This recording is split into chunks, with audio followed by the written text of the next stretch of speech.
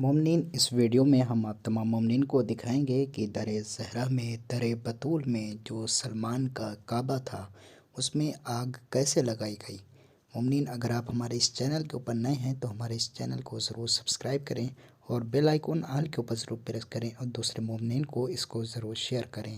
मोमनीन, अब ये मंजर कशी मुलाहज़ा फरमाएँ।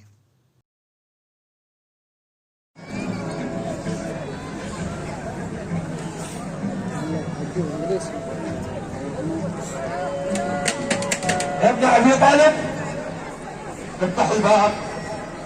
يا ابن ابي طالب هذا انا عمر بن الخطاب، افتح لنا الباب. ما لنا ولك يا عمر؟ أما تدعنا وما نحن فيه؟ افتح الباب يا فاطمة او دعي زوجك يخرج لنا. أما تتركنا وما نحن فيه يا عمر؟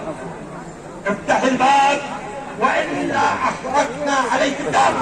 أما تتقي الله تحرق داري وتدخل علي أنا وولدي؟ ائتوني بالحطب لأحرقك وعلى من فيها، ولكن بدار فاطمة يا عمر.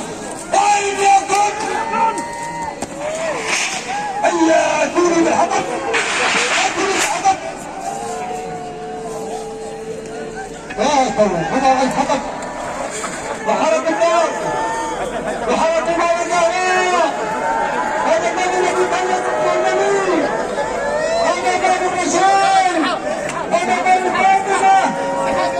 فكانت الزهراء خلف الباب فبادر عمر إذا يفتح الباب فاستكحلت الزهراء وتخالف فما كان من عمر إلا أن مثل الباب وأصل الزهراء بين العابد والنار وضربه المسمار يوقعها ثم دخل الجنة ووضع السيف. إن علي يحب الله إلا على زوجتي هي جنابة الزهراء.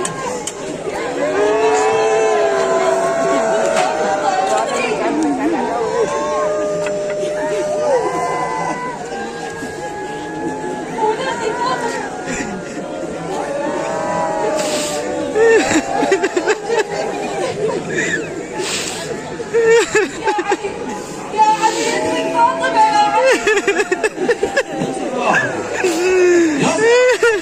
ماذا حصل يا فقه؟ ماذا هناك؟ ما صار كلمتنا بالحسنين.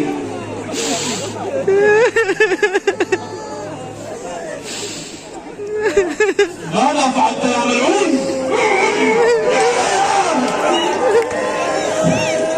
والذي بعث محمدا بالنبوة يقصها ولولا كتاب لأحسنك لعلمت أنك لفضل الله يا ملعون.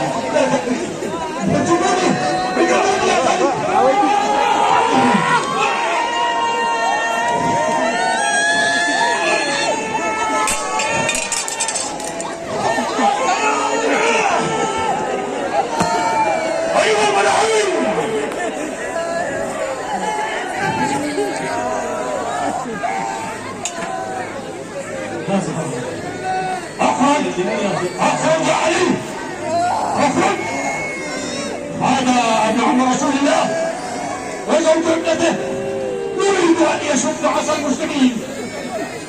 اسمع يا علي، ما تاتي معنا او نقتلك هنا.